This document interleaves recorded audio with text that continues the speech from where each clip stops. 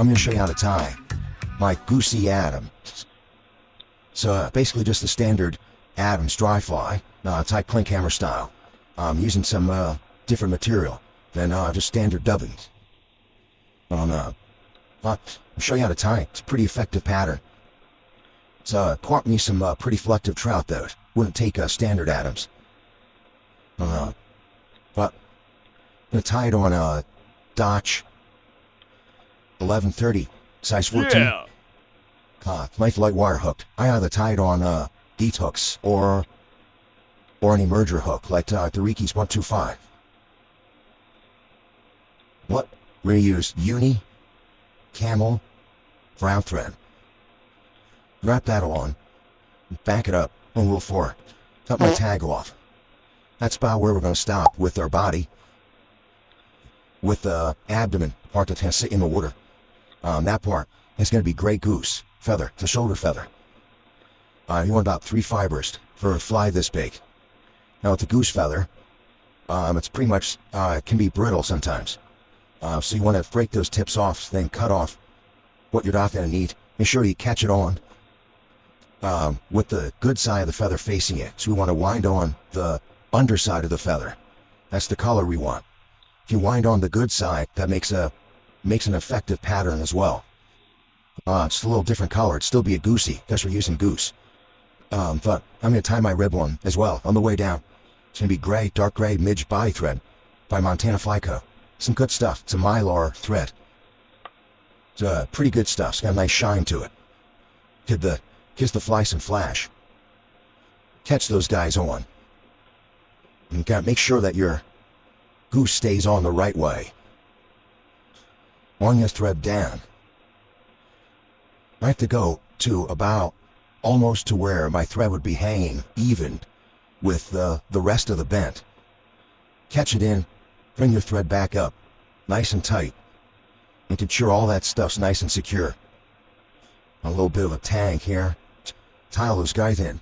Bring your thread back to where you started your tie-in. Now we're going to wind the goose. We're going to wind the goose. My rib out of the way there. I'm going to wind my goose the opposite way that I wound my thread, because I'm going to counter rivet with the rib. Horse. Now bring it up, catch it in, across my thread. One turn over the goose. One turn on the shank, locks it in. Do that one more time just for security. And turn off my accent. I'm going to bring the rib up. I like to twist the thread a little bit. Make sure it's nice and tight. And bring it up the same way. Now we wound our thread. I do nice close wraps. Fairly close. And we catch it in 2 times. Wind it down a little bit. Stained her up. Trim her off. And bring the thread back to our tie-in points. About there, on my post. And use siliconized polyar. It's great stuff. It's from Niche Products. Really makes the fly float. It's great stuff. Well, I do a figure 8 wrap. And I do 1 wrap. 1 wrap right at the base. Tighten that up. Throw the thread back over. And your post is in. Bare minimum of a bulk. Now the hackles I'm going to use, same as the standard Adams. Just a grizzly and a brown. Get my hackles ready here. Side in on. Set chim on. A little bit of a tag out of there. And get my brown on there. I'm going to post them up together at the same time. Way I don't make my post too heavy. Now what I was doing there was I was preparing the feather, and what I like to do is I stroke the fibers back and then I trim off the fibers on each side. It's going to leave little prongs on the stem, which is going to make those hackles really stay in there. I can pull on them, they're not going nowhere. What? Now I'm going to post up.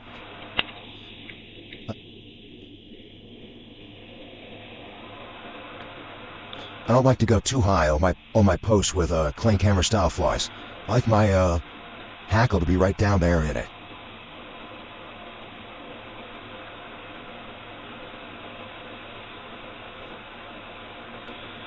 Now we're going to do the thorax, which is going to be dubbing. I'm just going to use gray Stella dubbing. With the synthetic dubbing of mine, it's got some nice shine to it. Not overly shiny. You can dub it pretty tight, but it also gives you a nice buggy looking body. Buggy meaning fuzzy, of course. I'm going to dub myself a nice little noodle there. You don't need much. I'm going to wind back. Watch that parachute post. Don't catch any of that end. Tighten my dubbing up.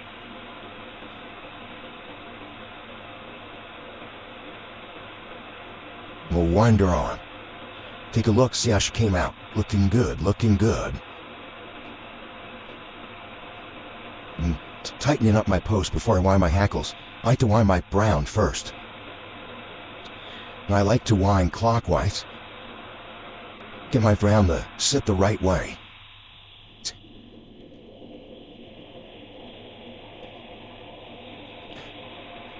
Come around. When I reach my side of the thread, I put my thread over top of the hackle, and I pull the hackle back, and then I bring my thread over the eye, nice and tight. I cinch it down while it comes back to me. Do that one more time. What this does is it's going to tie the hackle down way back, on top of the shank. I had tied off right here in front of the eye. Keep it way back on there. I like to bring one more in front. I like to get this brown hackle out of my way.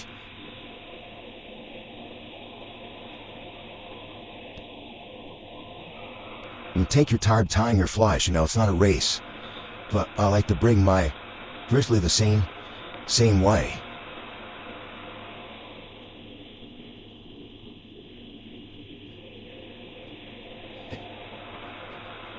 Just wind it right on through, in the same way that you're winding your brown hackle. Once you get to the bottom, cross your thread again to the exact same tying off method. And then pull your hackle tight over the eye. Lift everybody up out of the way. We're going to go 1, 2, 3, 4, 5, 6. Make a nice little neat little brown head there. I'm going to go right into my wet finish without worrying about anything else. You're right out of my way. Nice tight hand whip. Cinch her up. I'm going to trim my hackle. Don't break your hackles off, your parachute hackles. Not tied that way. You can get yourself in trouble. The hackle will end up breaking. Push my hackles down so I'm not sticking 80 degrees. 180 degrees up in the air.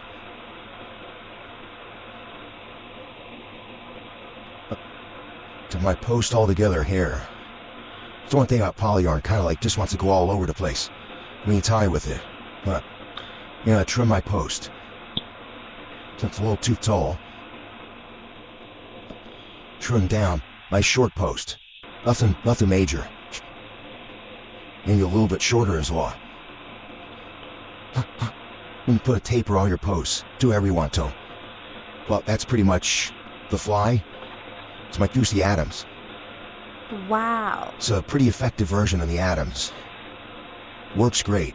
See, has some different color tones to it than just the multitude of color tones to it with the midge body thread and the goose on there. Not just your standard straight up gray color. And the fish certainly do dig it. Yeah. Thanks for watching. Johnny Utah. Check me out on my